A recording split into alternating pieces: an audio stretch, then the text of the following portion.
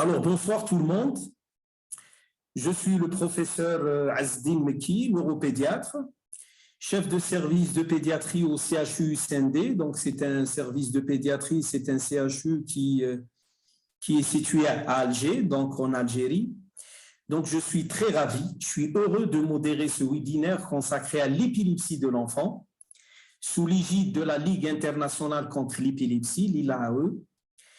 Et je tiens tout d'abord à remercier le professeur Shahin Astriki de Tunisie et surtout Jessica Novell des États-Unis pour l'organisation de ce webinaire. Comme je l'ai souligné tout à l'heure, ce webinaire donc est consacré à l'épilepsie de l'enfant et sera animé par notre ami le professeur Prince Elliot Gallieni, Sunga Bonzouzi, qui est neurologue. Il est enseignant-chercheur à l'université Marion Gouabi au Congo-Brazzaville et exerçant à l'hôpital Loandjili général à Pointe-Noire. Je ne sais pas si je n'ai rien écorché. Et puis, Prince, je te donne la parole et bien entendu, je reprends la parole après ton exposé. Vous avez la parole, professeur Prince. Merci, professeur Mekki Azedine. Bonsoir à tout le monde.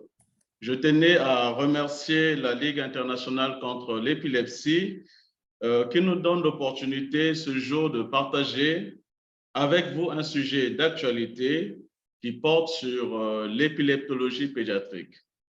Je tenais à remercier nos maîtres qui, malgré leurs nombreuses occupations, nous accompagnent dans toutes ces formations, mais aussi dans nos recherches scientifiques. Alors, sans plus tarder, nous allons aborder notre sujet qui porte sur l'épilepsie de l'enfant, tout en sachant que l'épilepsie est une pathologie fréquente, mais qui reste peu connue. Nous allons aborder le plan suivant. En définition, l'épilepsie, selon la Ligue internationale contre l'épilepsie, c'est une maladie cérébrale définie par l'une des manifestations suivantes. Première condition, c'est au moins 2 crises non provoquées ou réflexes, espacées de plus de 24 heures. La deuxième condition, c'est une crise non provoquée ou réflexe et une probabilité de survenue de crises ultérieures au cours des 10 années suivantes, similaire au risque général de récurrence observé après 2 crises non provoquées. Et enfin, le diagnostic d'un syndrome épileptique. Pour parler de l'épilepsie de l'enfant, il est important de définir ce que c'est un enfant. Eh bien, selon la Convention relative aux droits de l'enfant, un enfant est une personne de moins de 18 ans. Ce qui veut dire que nous nous intéresserons de la période néonatale à la grande enfance. Et la crise épileptique, selon la Ligue de 2014, sont des manifestations cliniques, paroxystiques avec ou sans perte de connaissance, liées à une décharge excessive et synchrone d'une population de neurones. L'épilepsie est un véritable problème de santé publique. Il s'agit d'une affection qui est présente dans toutes les régions du monde. Elle affecte tous les sujets d'âges différents. Cependant, sa distribution n'est pas homogène. La plus grande part des malades résident dans les pays en voie de développement et touche 0,5 à 1% des enfants de moins de 16 ans. Chez l'enfant, la prévalence de l'épilepsie oscille entre 11 et 21 pour 1000 habitants en Afrique. Au Bénin, Winato rapporte une prévalence de l'épilepsie de l'enfant estimée à 12,7 pour 1000 habitants. Et au Sénégal, en 2014, Moustapha Ndiaye a colligé 522 enfants avec une épilepsie dont l'âge variait de 3 mois à 16 ans. Le diagnostic de l'épilepsie... Je m'excuse de t'interrompre parce que tu peux mettre ta présentation sous forme diaporama. vous cliquez sur diaporama, comme ça on aura ta présentation. Voilà. Voilà. Pardon. Très bien. Non, la précédente.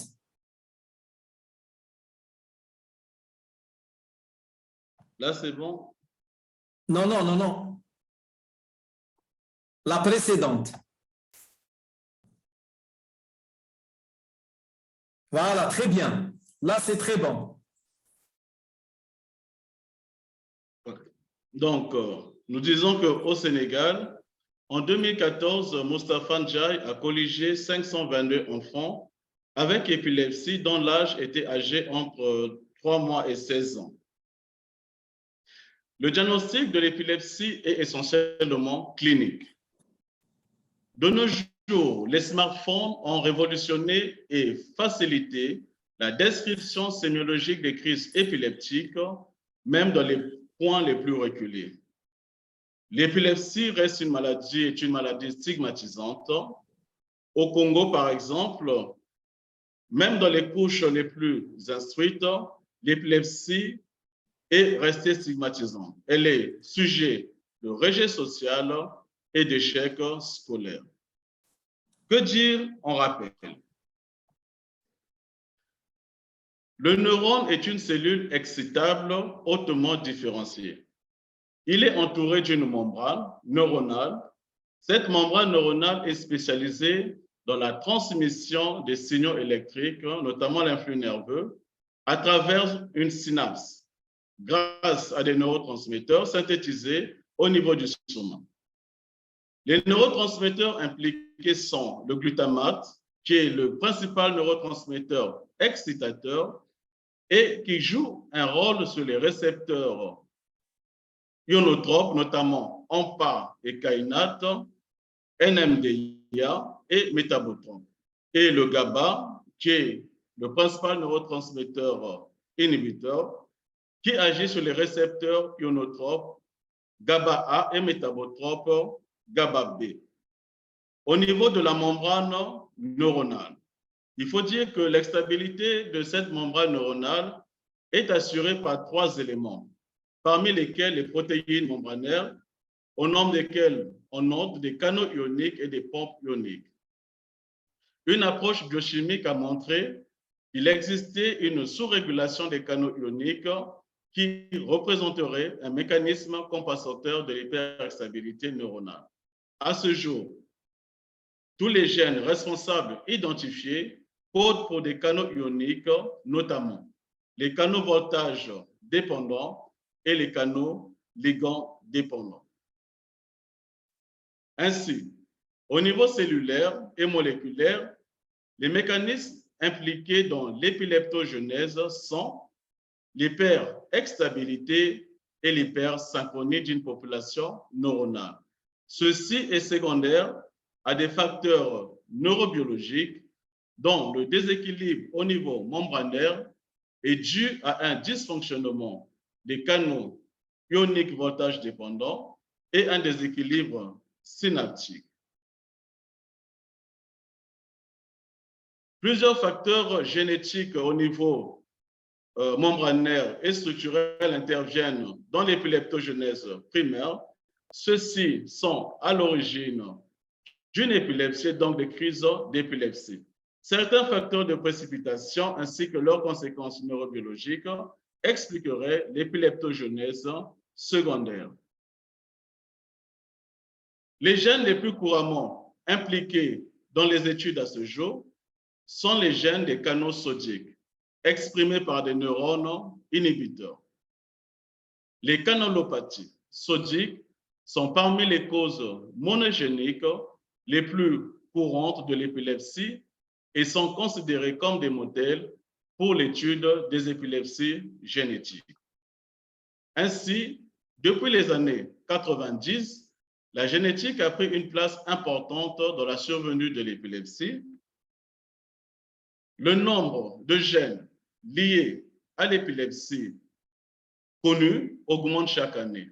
En 2017, plus de 80% des gènes impliqués dans les épilepsies et syndromes épileptiques ont été identifiés. Il faut dire que cela n'inclut pas les gènes des troubles du métabolisme et de la déficience intellectuelle qui peuvent être associés à une prévalence élevée d'épilepsie. Sur le plan synaptique, le déséquilibre entre les deux mécanismes, c'est-à-dire glutamatergique et GABAergique, est responsable d'une dépolarisation paroxystique massive qui génère de multiples bouffées de potentiel d'action à l'origine d'une hyperexstabilité et une hypersynchronisation neuronale. Ceci expliquerait donc la maladie épileptique dont les manifestations cliniques sont fonction des zones cérébrales concernées. Pour ce faire, la classification de la Ligue internationale contre l'épilepsie tient compte de 3 paramètres, à savoir les manifestations de début qui peuvent être motrices, non motrices ou inconnues, le mode de début focal, généralisé, bilatérisation ou inconnue, et le niveau de confiance qui peut être altéré ou normal. Cette classification permet de définir certaines étiologies de l'épilepsie, notamment structurelles, génétiques, infectieuses, métaboliques, immunes ou inconnues. La démarche, le diagnostic de l'épilepsie, nous l'avons dit, est clinique. Il est évoqué devant des manifestations cliniques qui sont paroxystiques, récurrentes, stéréotypées et confirmées à l'électroencéphalogramme.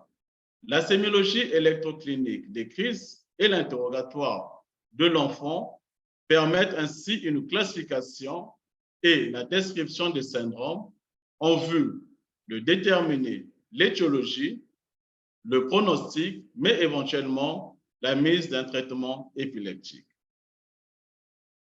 La classification des syndromes épileptiques permet d'aborder les épilepsies et les syndromes épileptiques en fonction de leur âge. Nous allons aborder quelques syndromes épileptiques en fonction de leur fréquence, car il existe de nombreux syndromes épileptiques que nous ne pourrons pas tous aborder ce soir. Nous allons commencer par les épilepsies et syndromes épileptiques généralisés du nouveau-né, du nourrisson, de l'enfant et de l'adolescence, de notre premier chapitre. L'épilepsie du nouveau-né. Les crises néonatales sont les manifestations fréquentes d'encéphalopathie chez le nouveau-né. Leur incidence varie de 1,8 à 5 pour 1000. La difficulté diagnostique chez les épilepsies du nouveau-né réside dans le fait que des épisodes très évocateurs des crises commensales ne s'accompagnent pas toujours des anomalies à l'électroencéphalogramme. Les manifestations cliniques sont très limitées, ce qui égare généralement le diagnostic.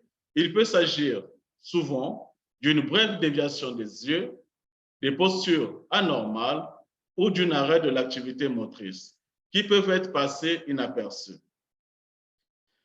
Le traitement est décevant et le pronostic est très mauvais avec une mortalité élevée.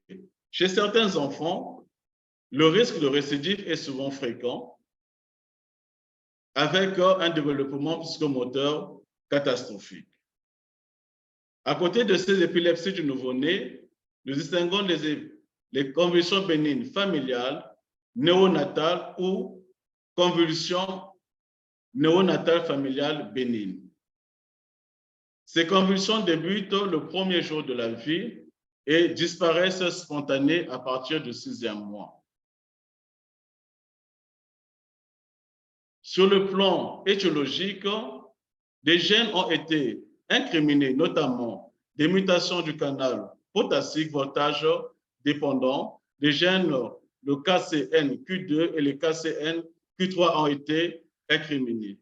Sur le plan clinique, il s'agit généralement des brèves crises toniques avec des apnées qui sont suivies des phases cloniques avec automatisme moteur.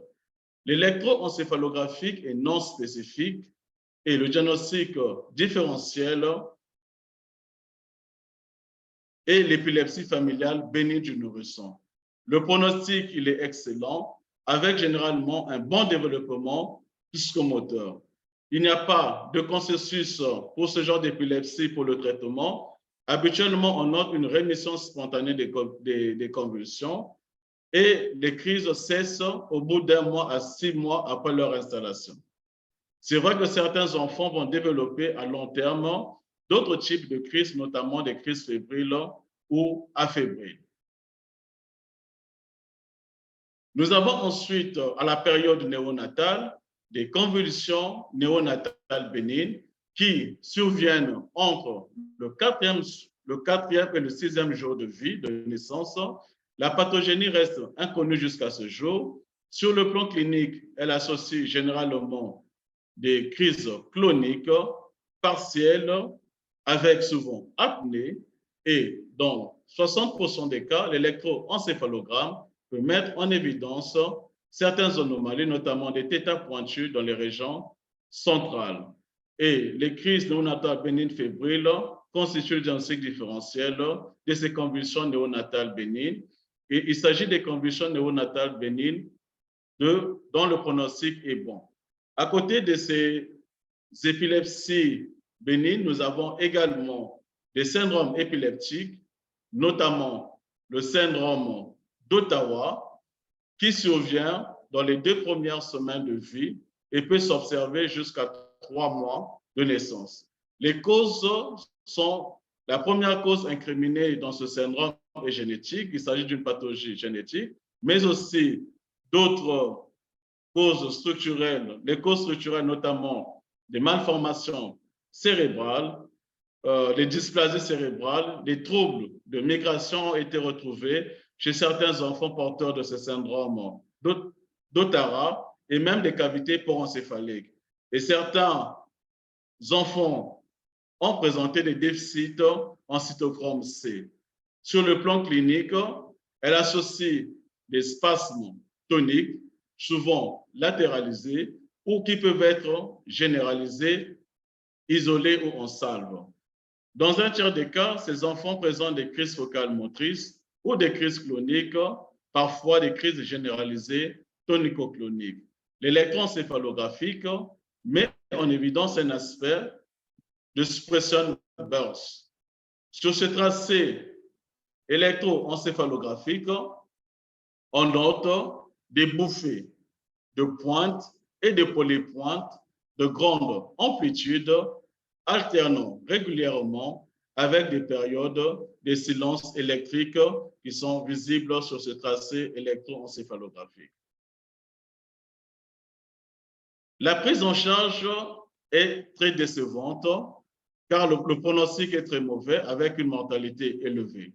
Certains enfants qui présentent le syndrome d'Ottara vont évoluer vers un syndrome de West ou un syndrome de Lennox-Gastaut que nous aborderons prochainement. À côté de ces encéphalopathies épileptiques, nous avons l'encéphalopathie myoclonique précoce. Myoclonique précoce, il débute dans la période néonatale, parfois des heures ou des jours, parfois peut-être très précoce, c'est-à-dire survient à quelques heures de la naissance, l'enfant présente des myoclonies. L'étiologie retrouvée ici, c'est souvent incriminé, ce sont des causes métaboliques, notamment l'hyperglycémie, mais aussi des causes génétiques. Des gènes ont été retrouvés, notamment le gène ERB4. Sur le plan clinique, ces enfants présentent des myoclonies qui sont focales. Le plus souvent, ce sont des myoclonies des extrémités ou de la tête, parfois limitées aux doigts et aux paupières, pouvant être associées à des crises focales. Ici également, l'électroencéphalographique met en évidence des patterns de suppression burst discontinue, renforcés par le traitement. Il faut dire que la prise en charge également de ces encéphalopathies myocloniques est très décevante et le pronostic est mauvais.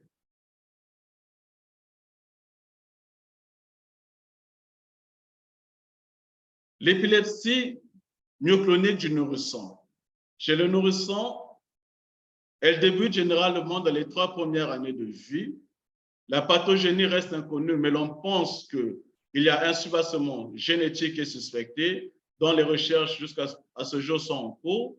Sur le plan clinique, elle associe des myoclonies généralisées et à l'électroencéphalographique, nous avons des pointes angles généralisées sur des tracés de veille et ici, chez ces patients, la prise en charge n'est pas nécessaire parce que le pronostic de ces épilepsies myocloniques sont souvent excellents. C'est vrai que certains nourrissons dans l'enfance peuvent présenter de l'épilepsie généralisée et dans certains cas, certains enfants ont présenté des troubles cognitifs.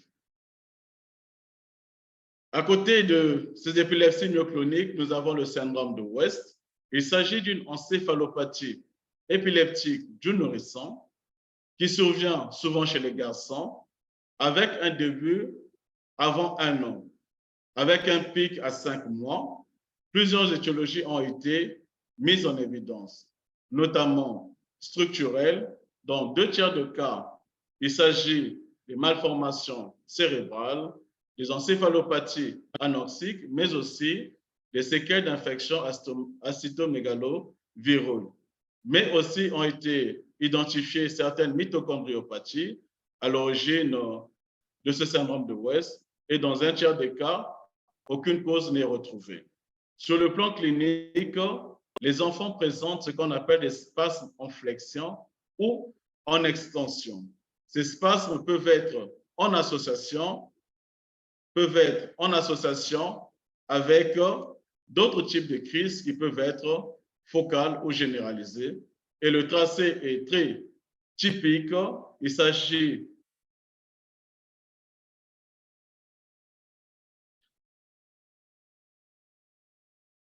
ici d'un tracé électroencéphalographique qui retrouve une hypsarythmie, c'est-à-dire une désorganisation du rythme de fond avec présence d'ondes lentes, d'ondes aiguës et des pointes de localisation qui sont aléatoires.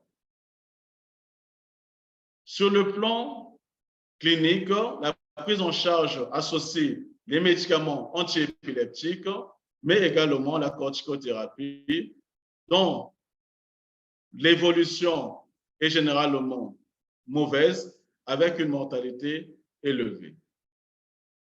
À côté de ce syndrome de West, nous avons le syndrome de Dravet. Ici également, il s'agit d'une encéphalopathie épileptique du nourrisson avec une prédominance masculine, débute généralement dans la première année de vie. Et sur le plan étiologique, beaucoup de gènes ont été mis en évidence, notamment des gènes codants pour le canal sodique. Sur le plan clinique, les enfants présentent des convulsions qui peuvent être fébriles ou affébriles. Ces convulsions peuvent être généralisées, unilatérales. L'enfant peut présenter des crises tonico-cloniques, des myoclonies, des absences atypiques. En fait, sur le plan clinique, l'enfant présente tout type de crise. Et il y a souvent un facteur déclenchant retrouvé qui est un syndrome infectieux.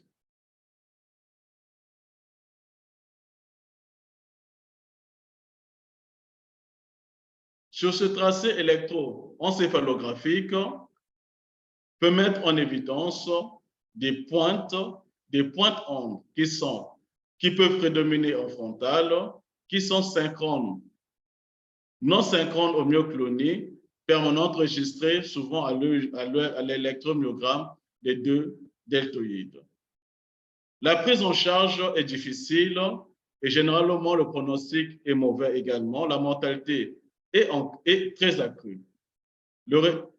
Certains enfants vont présenter des retards cognitifs et des troubles comportementaux à la 2e année de vie et certains enfants présenteront un syndrome extrapyramidal qui est souvent difficile de prendre en charge. Nous avons également des épilepsies myoclonique des encéphalopathies non progressives qui débutent généralement la première année de vie, de causes structurelles. Sur le plan clinique, ces enfants présentent généralement un retard psychomoteur, puis des myoclonies qui sont massives, qui prennent l'axe, mais aussi les membres. Ces myoclonies peuvent être associées à des crises cloniques généralisées et l'électroencéphalogramme met en évidence, retrouve souvent des pointes ondes diffuses sans un rythme de base réel et la prise en charge, elle est décevante.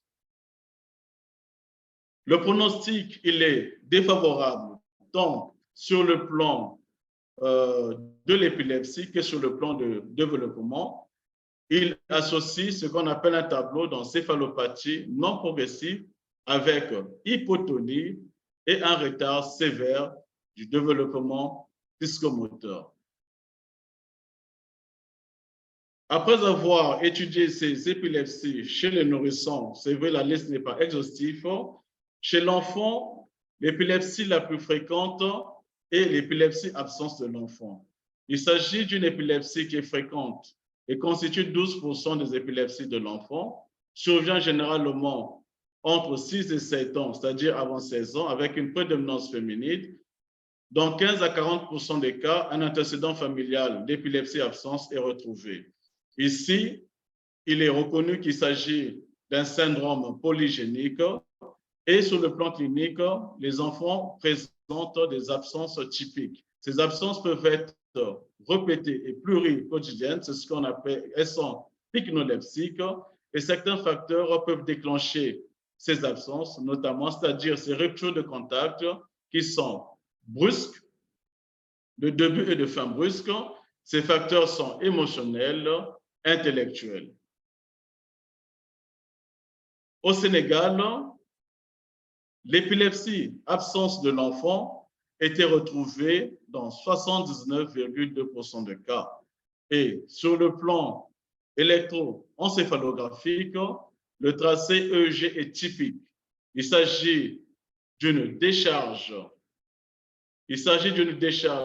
bilatérale, symétrique et synchrone des pointes ondes qui sont rythmiques à 3 cycles par seconde.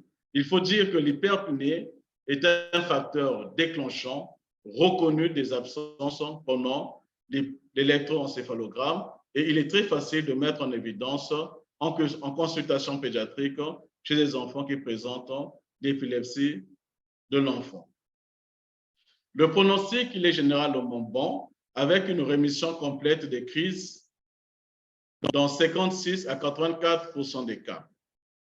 Des rechutes sont possibles sous forme de crises généralisées tonico-cloniques et certains enfants présentent des difficultés cognitives et comportementales. Comme nous l'avons dit qu'il s'agit des épilepsies polygénétiques, donc certains présenteront des difficultés cognitives, d'autres présenteront une rémission complète.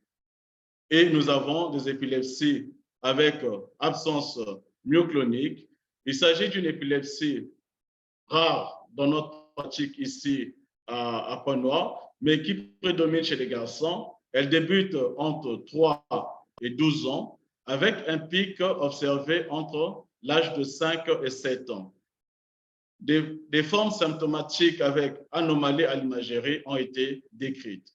Sur le plan clinique, ces enfants présentent des absences. Ces absences sont pluriquotidiennes, accompagnées des myoclonies. Ces myoclonies sont rythmiques, associées à une contraction qui peut être tonique, ou ces myoclonies peuvent être associées à des crises généralisées tonico-cloniques. Sur le plan électroencéphalographique, nous avons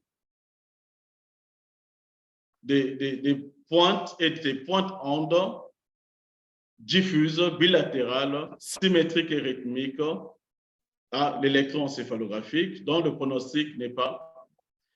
L'épilepsie avec absence myoclonique, la prise en charge repose sur les médicaments antiépileptiques. Le pronostic, il est variable.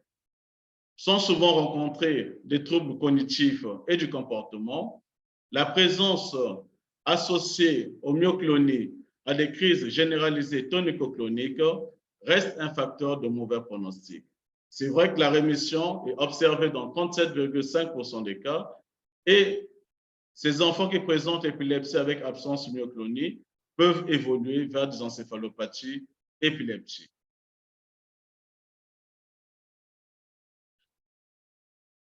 L'épilepsie myoclonique juvénile, l'EMG, il s'agit d'une épilepsie qui survient dans l'adolescence et à l'âge adulte, avec un pic entre 9 et 13 ans. L'EMG est caractérisé par des crises myocloniques au réveil, où on dit que généralement les parents consultent aux urgences pour dire que l'enfant est maladroit. Les enfants présentent une maladresse et font tomber leur petit déjeuner. Ces crises généralisées font souvent suite à des salves de myoclonie. Et dans 10% des cas, certains présentent des absences. Les tracés électroencéphalographiques peuvent mettre en évidence des décharges de pellules pointe-ondes pendant l'hyperpnée. Ces décharges sont souvent bilatérales et symétriques. Cette épilepsie est souvent déclenchée par le manque de sommeil et certaines substances toxiques. La prise en charge repose sur les médicaments antiépileptiques et il s'agit des crises durent généralement toute la vie. Dans 90% de cas, les crises peuvent être contrôlées sur médicaments antiépileptiques. Les patients avec les 3 types de crises, c'est-à-dire myoclonie, absence et crise généralisée tonico-clonique, sont des enfants difficiles à prendre en charge. L'épilepsie myoclonique progressive, encore appelée le syndrome de Lafora, c'est une épilepsie qui débute entre l'âge de 8 à 19 ans, avec un pic observé entre l'âge de 14 et 16 ans. Il s'agit d'une maladie autosomique récessive qui associe sur le plan clinique des myoclonies de repos, des crises tonico-cloniques, des crises atoniques, mais ces crises atoniques sont souvent associées à des chutes. Certains facteurs déclenchants ont été retrouvés, notamment la photosensibilité et à l'électroencéphalogramme, peut mettre en évidence une décharge généralisée, mais ce sont des décharges qui sont non spécifiques au syndrome de Lafora. La prise en charge, elle est symptomatique et le pronostic est mauvais. Le pronostic est mauvais. Les enfants décèdent le plus souvent 10 ans après le diagnostic posé. Chez l'adolescent, le syndrome de Lennox-Gastaut, qui est une encéphalopathie épileptogène chez l'enfant, il est assez rare. Il représente 1 à 2% des épilepsies de l'enfant. Il débute généralement vers 8 ans avec un pic entre 3 et 5 ans. Il peut survenir chez un enfant avec un bon développement psychomoteur ou faire suite, comme nous l'avons dit, à un syndrome de West. La pathogénie jusque-là reste inconnue, mais dans 75% des cas, des causes structurelles et génétiques ont été incriminées. Sur le plan clinique, les manifestations sont polymorphes et très fréquentes. Il peut s'agir de tout type de manifestations orthocystiques, c'est-à-dire il peut s'agir des crises cloniques, des absences atypiques, des crises atoniques, des crises cloniques ou tonico-cloniques. L'électroencéphalographie peut mettre en évidence des bouffées de pointe-ondes lentes, des bouffées d'ondes rapides, des pointes-ondes, des polypointes-ondes lentes et des rythmes rapides généralisés. La prise en charge est difficile, elle est souvent décevante aux antiépileptiques usuels. Certaines mesures peuvent aider à la prise en charge, notamment la colosotomie et l'exérèse focale pour pouvoir prendre en charge ces différentes crises. Le pronostic est mauvais. À côté de ce syndrome, de cette encéphalopathie épileptique, il existe également les encéphalopathies épileptiques avec pointe onde continue du sommeil, en abrégé POX. Les POX surviennent souvent chez les garçons et débutent souvent les 10 premières années de vie avec un pic vers 4 et 5 ans. Les causes génétiques et structurelles ont été retrouvées. Sur le plan clinique, il s'agit des crises focales qui surviennent surtout la nuit et souvent au réveil. Elles peuvent être aussi généralisées, atoniques, cloniques, des absences, souvent associées à une dégradation neuropsychologique associant troubles du langage, troubles du comportement, la perte des conduites sociales et des déficits cognitifs généralisés. Sur le plan électroencéphalographique, sur ce tracé EEG, on peut noter de nombreuses pointes ondes continues durant les sommeils et ces pointes ondes occupent le tracé dans 80% de cas avec la profondeur du sommeil. Plus l'enfant dort, plus ces anomalies paroxystiques apparaissent. La prise en charge repose sur les médicaments antiépileptiques et le pronostic est souvent mauvais. Souvent, on note une aggravation cognitive avec des troubles de l'attention pouvant aller conduire à l'autisme ou à des syndromes démentiels. Nous avons le syndrome de Landau-Kleffner qui survient chez des enfants avec un bon développement psychomoteur, chez des enfants qui jusque-là étaient normales, ne présentaient aucun déficit, notamment dans le domaine du langage. C'est vrai que des plus précoces à 2 ans ou des plus tardifs ont été décrites. La pathogénie reste inconnue. C'est vrai que certaines mutations ont été incriminées et aussi des causes structurelles. Sur le plan clinique, ce syndrome associe généralement une régression du langage parlé. C'est un enfant qui avait un bon développement psychomoteur avec une expression verbale tenue et qui présente peu après une régression du langage, souvent s'associe à un tableau d'aphasie progressive avec des paraphasies et des fois des erreurs phonologiques. Il peut survenir également des crises focales, des crises généralisées ou des troubles de l'attention et de la concentration. Mais dans certains cas, le primo-mouvement, c'est la régression du langage. C'est un enfant qui auparavant avait un bon développement psychomoteur. Et le tracé électroencéphalographique peut retrouver des décharges, des pointes ondes, des pointes en bitemporale qui est fortement activée par le sommeil, pouvant dans certains cas simuler des pointes ondes continues du sommeil. La prise en charge, lorsque les crises sont bien contrôlées sur médicaments antiépileptiques, mais généralement, dans certaines situations souvent de courte durée, l'évolution est souvent favorable. Et le diagnostic différentiel et les pointes continues du sommeil. Voilà certaines épilepsies, syndromes épileptiques généralisés du nouveau-né, de l'enfant et de l'adolescent que nous avons vus. À présent, nous allons voir les syndromes épileptiques focaux. L'épilepsie focale migrante du nourrisson, c'est une épilepsie qui survient en moyenne à l'âge de 3 mois. C'est une épilepsie, une encéphalopathie épileptique de mauvais pronostic.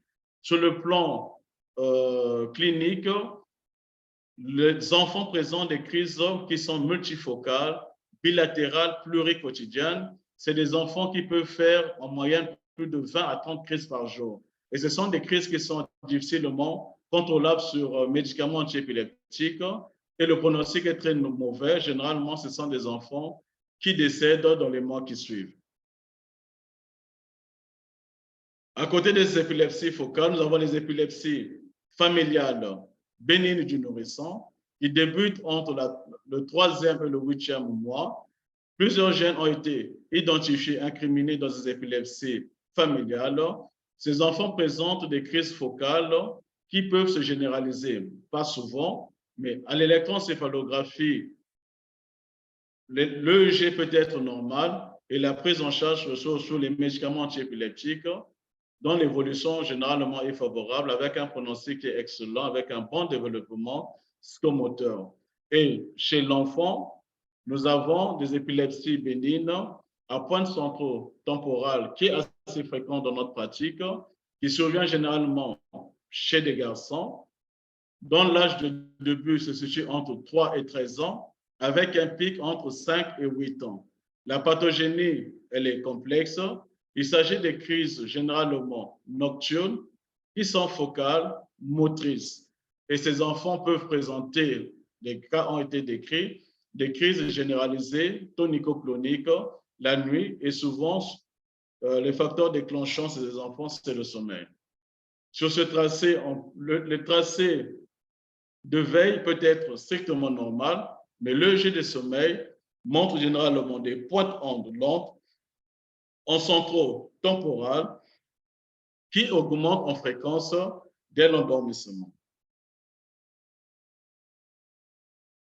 La prise en charge, si les crises ne sont pas fréquentes, on peut s'abstenir de traiter ces crises, mais lorsque les crises sont fréquentes, on est obligé de mettre des médicaments antiépileptiques. Et la rémission, elle est généralement bonne au bout de 2 ans de traitement, les crises cèdent et généralement avant 16 ans. Chez certains enfants ont été notés des troubles cognitifs avec des troubles du comportement et du langage. Lorsque les troubles cognitifs ou des troubles sévères du langage sont associés à des crises généralisées tonico-cloniques, souvent ce sont des enfants qui ont un mauvais pronostic et cette épilepsie peut évoluer vers une encéphalopathie épileptique, notamment les pointes ondes continues du sommeil. Voilà ici certains critères de mauvais pronostic cognitif, c'est-à-dire ces enfants chez qui on a diagnostiqué une épilepsie à pointe centro-temporale, lorsqu'ils ont des foyers d'ondes longues intermittentes, des foyers de pointes ondes qui sont multiples et asynchrons, ou des longues bouffées de pointes ondes ou des bouffées de pointes ondes généralisées à 3 Hz. Si 3 de ces 6 séparateur sont présents, ces enfants présenteraient à long terme un déclin cognitif important. Nous avons également l'épilepsie bénigne de l'enfance à paroxystique occipitaux de type Panayotopoulos. Nous avons également le type gasto. Donc, le type Panayotopoulos survient généralement chez les filles. L'âge de début se situe entre 2 et 12 ans avec un pic vers 5 ans. Les causes génétiques ont été retrouvées, souvent sont des causes génétiques complexes, des canalopathies. Et sur le plan clinique, les crises sont rares, mais surviennent souvent dans la nuit. Il s'agit souvent des enfants qui présentent des troubles digestifs, nausées et vomissements. Et ils consultent généralement en pédiatrie les parents consultent pour des nausées ou des vomissements qu'on rattache souvent à tort à une gastroentérite. Surtout lorsque cette symptomatologie n'est pas associée à des manifestations chroniques. Mais dans 33% des cas, ce tableau digestif peut être associé à des clonies hémicorporelles qui peuvent être généralisées. L'électroencéphalographique met en évidence des pointes ondes lentes occipitales qui sont activées par la fermeture des yeux ou pendant le sommeil. La prise en charge chez ces enfants, on peut ou ne pas mettre un traitement antiépileptique, mais devant la fréquence, généralement même médicament, et il y a une rémission vers l'âge de 2 ans. À côté de cela, nous avons l'encéphalopathie focale de Rasmussen. Il s'agit d'une encéphalite, d'une maladie souvent inflammatoire rare d'évolution chronique avec généralement atteinte d'un seul hémisphère. L'âge de survenue se situe dans la petite enfance, entre 3 et 11 ans. Certains facteurs déclenchants ont été éliminés, des facteurs génétiques. L'enfant est normal avant l'apparition des symptômes et une fois que ces symptômes apparaissent, la prise en charge devient difficile. Souvent, c'est une épilepsie pharmaco-résistante et la prise en charge, la chirurgie, notamment l'hémisphérotomie ou les immunomodulateurs peuvent aider à la prise en charge de ce syndrome épileptique, de ces encéphalite focale de Rasmussen. Il existe plusieurs autres types d'épilepsie que nous n'avons pas détaillés parce qu'il y en a plusieurs. Donc, nous allons conclure en disant que l'épilepsie de l'enfant, elle est fréquente. Elle est fréquente et nous l'avons vu devant que les causes sont le plus souvent d'origine génétique et certains sont d'évolution favorable dans la plupart des cas. Je vous remercie.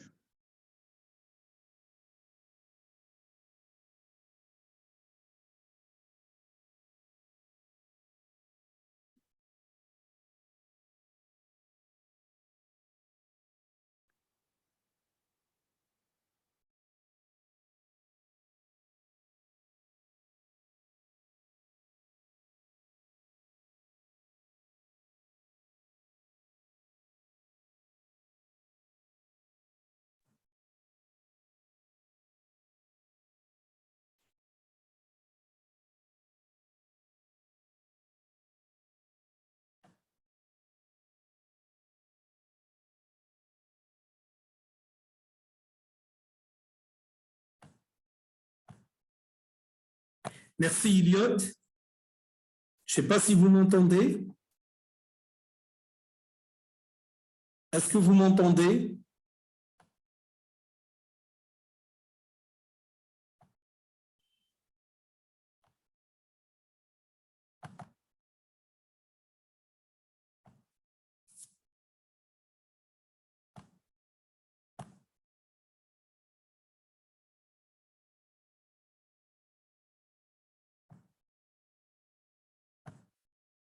Est-ce que vous m'entendez?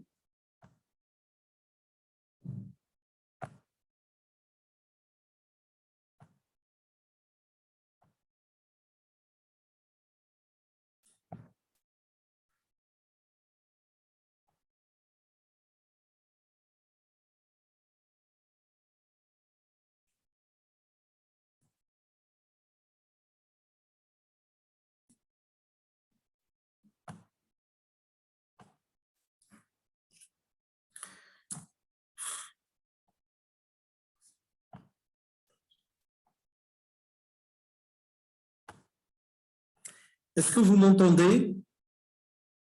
Je vous entends, professeur. Vous m'entendez? Oui. Merci, Elliot, pour cette excellente présentation. Ce large panorama bien présenté, parfaitement résumé des principaux syndromes épileptiques de l'enfant, allant de la période néonatale jusqu'à l'adolescence. Il y a des questions qui vous seront posées, mais je ne vois pas les questions. Est-ce que tu vois les questions, Elliot? Oui, je vois les questions. Est-ce que tu peux répondre? Oui. Je les note. Vas-y, tu vas les noter. Pardon, actuellement,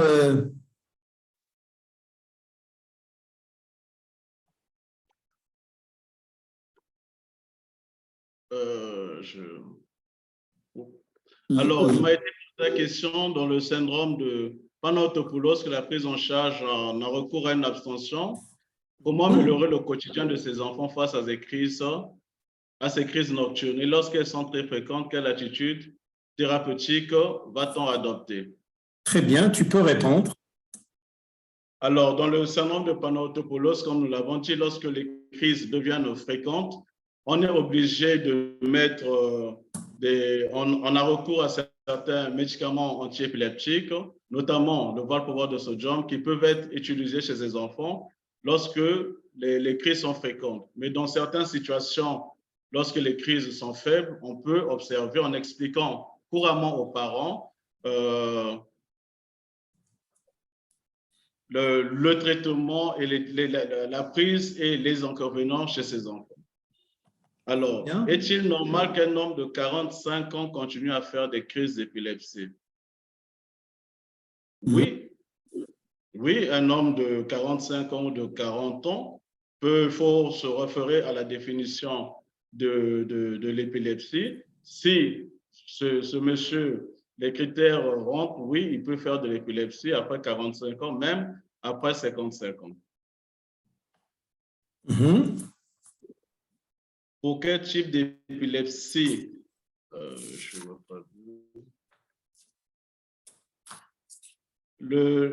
Lamotrigine en monothérapie en première intention est possible.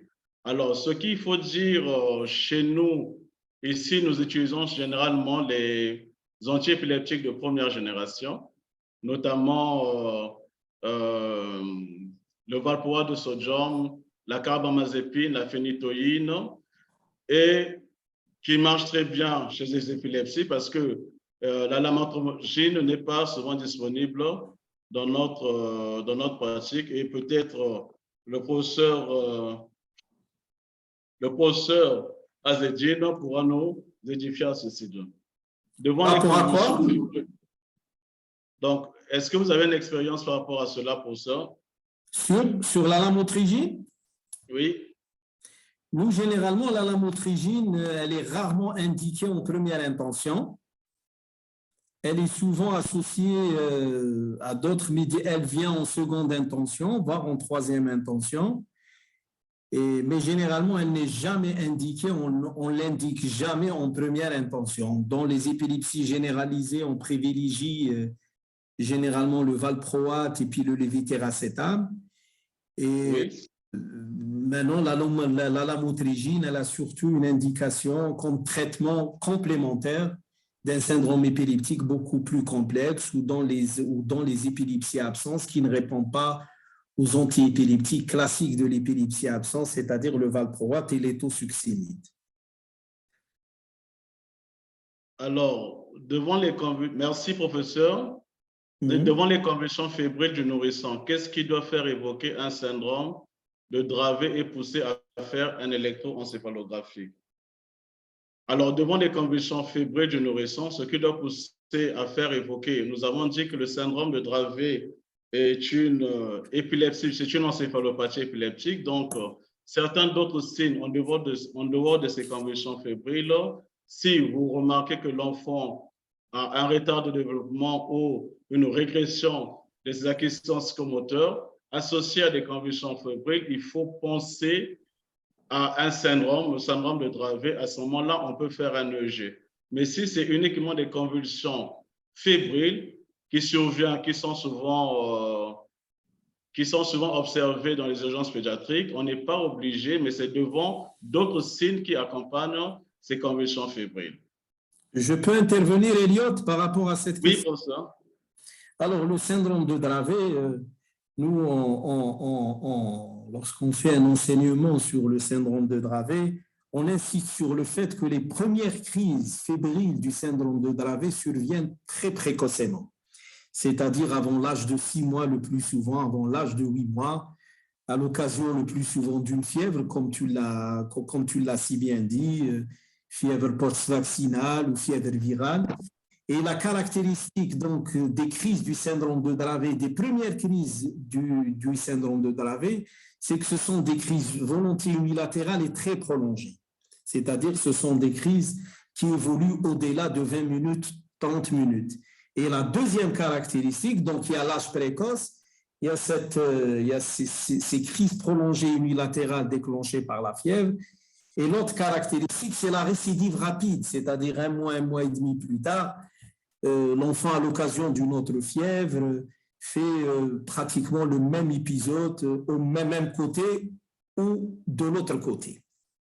Donc, nous, à chaque fois qu'on a des crises fébriles prolongées d'un côté chez un très jeune nourrisson, on le considère comme étant, bien entendu, après avoir éliminé dans un premier temps une infection du système nerveux central, il est considéré comme un syndrome de Dravet jusqu'à preuve du contraire.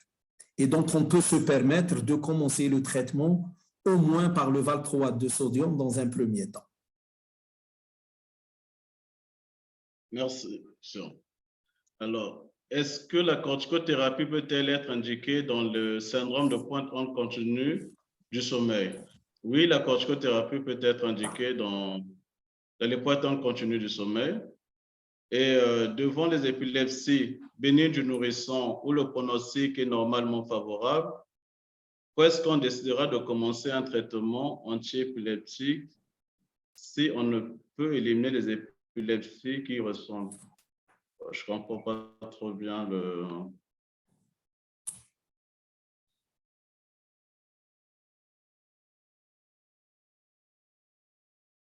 Là, tu es là, Elliot? Je suis là pour ça. Oui, la question, c'est quand est-ce qu'on évoque ou quand est-ce qu'on suspecte une épilepsie bénigne du nourrisson ou c'est quoi? Ou le traitement? Donc, quand on commence un traitement anti-épileptique, alors, ce qu'il faut dire chez les enfants qui présentent des épilepsies bénignes, nous avons dit qu'ils ont un très bon pronostic.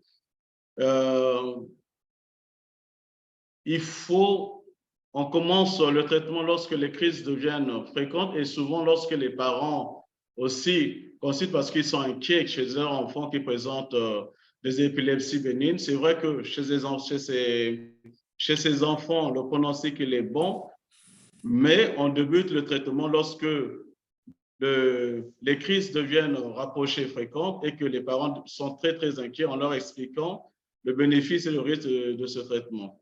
Très bien. Il ne faut jamais traiter une première crise comme ça bénigne, attendre peut-être une deuxième, voire une troisième crise, bien entendu, lorsque les crises restent isolées et brèves.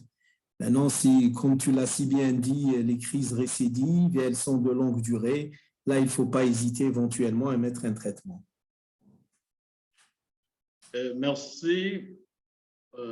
Dans ces différences, oui, nous n'avons pas peut-être développé le côté bilan de ces syndromes épileptiques. Effectivement, l'imagerie cérébrale a sa place dans le diagnostic de syndrome épileptique. Comme vous l'avez vu pendant ma présentation, j'ai parlé qu'il y avait des causes génétiques et structurelles. Notamment, il y a des enfants, des malformations cérébrales qui ont été retrouvées. L'IRM cérébral a sa place dans le bilan étiologique de l'épilepsie. C'est vrai que j'en ai pas parlé.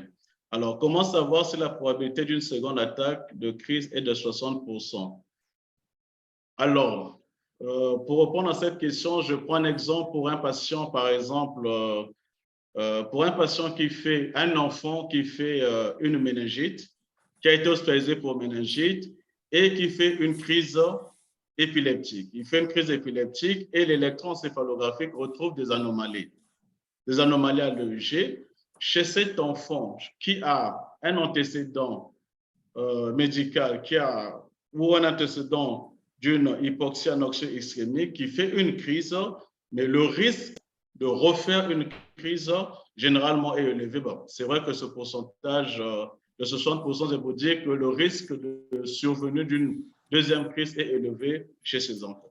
Je ne sais pas si le professeur Hakim Meki peut compléter. Oui, Elliot, juste par rapport à la première question, c'est-à-dire l'avant-dernière question, quel est le bilan à réaliser chez un enfant qui fait, tu l'as si bien démontré, que dans les épilepsies idiopathiques présumées génétiques liées à l'âge, on n'a pas besoin de faire un bilan.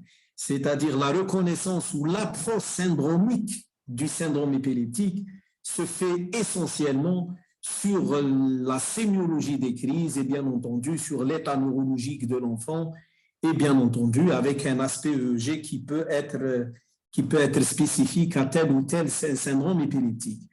Maintenant, quand est-ce qu'on fait une imagerie cérébrale ou on fait un bilan génétique ou un screening métabolique? Là, généralement, il y a un contexte.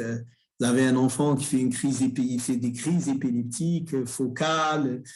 Là, bien entendu, s'il ne rentre pas dans un syndrome épileptique idiopathique, l'imagerie cérébrale, bien entendu, elle est systématiquement demandée. Maintenant, quant aux examens génétiques, il y a des épilepsies génétiques. Là, ça dépend de la sémiologie des crises épileptiques aussi. Donc, le bilan dans les épilepsies idiopathiques liées à l'âge n'a aucune place. Ça reste quand même les épilepsies de loin les plus fréquentes. Maintenant, pour je n'ai pas saisi l'autre question, Elliot. La probabilité comment savoir la probabilité d'une seconde crise est de 60% ou plus? Dans quel type d'épilepsie? Non, c'est la probabilité. Plus la définition. Oui, il dit comment savoir si la probabilité d'une seconde attaque de crise est de 60% ou plus? Là aussi, ça dépend de la nature ou du type du syndrome épileptique. Il y a des syndromes épileptiques, comme tu viens de les citer, la probabilité de récurrence, elle est élevée.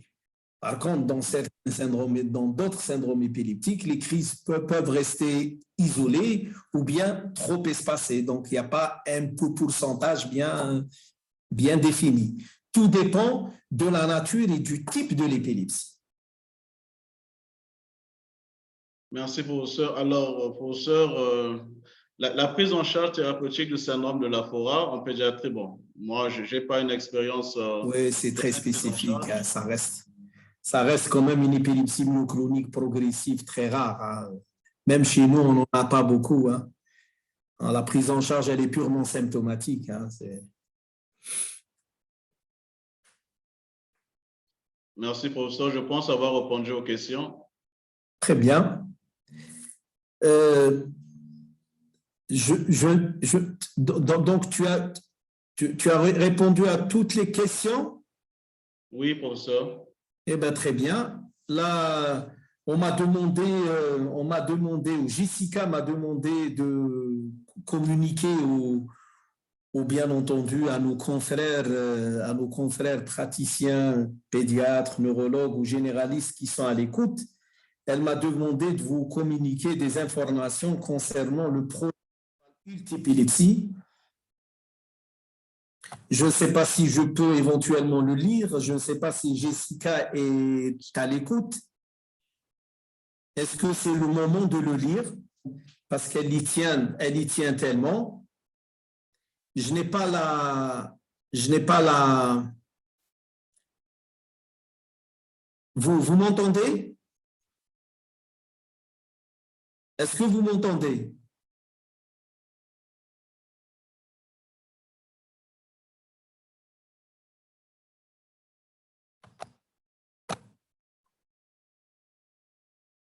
Vous m'entendez? Elliot, vous êtes là? Oui, je suis là. Là, vous m'entendez? Là, je vous entends, oui. Je ne sais pas si vous me voyez ou pas. Je vous vois, oui. D'accord, très bien. Juste parce qu'on m'a demandé de lire ce texte donc, concernant les informations concernant le projet Global Health Épilepsie. Il faut savoir que la base de données du projet Global Health en épilepsie fournit un registre des projets d'épilepsie existants dans toute l'Afrique et la Méditerranée orientale, ainsi que dans d'autres régions. Ce projet a pour objectif l'identification des informations telles que l'emplacement du projet, c'est-à-dire éventuellement le pays, les partenaires institutionnels, c'est-à-dire, je pense que c'est l'État, la portée du projet, les sources de financement et les besoins en bénévoles. Il faut savoir que cette base de données est rapide et facile à remplir en soumettant des informations sur votre projet. Vous contribuez ainsi à la bonne compréhension des effets ou des efforts déployés dans le monde entier pour réduire l'écart de traitement de l'épilepsie, donc entre les différents pays. Et cette base de données vous donnera également l'occasion d'apprendre des autres et d'explorer les opportunités de collaboration qui pourraient éventuellement renforcer votre propre travail ainsi que celui du secteur. De plus, cette base de données permettra aux autres institutions tels que le gouvernement, les universités, les organisations à but non lucratif ou la philanthropie de se renseigner sur les efforts existants tout en offrant un moyen de s'engager. Voici, ceci étant dit, juste sur la diapositive suivante, là on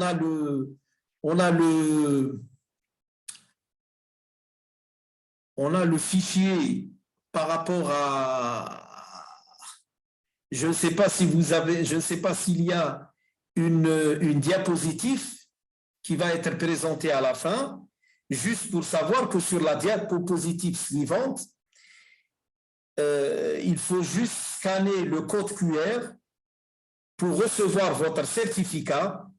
Et de plus, il y a maintenant un lien dans cette boîte de discussion vers éventuellement ce code QR. Je ne sais pas si j'étais clair ou pas. C'est clair pour ça. Je ne sais pas si Jessica est en ligne.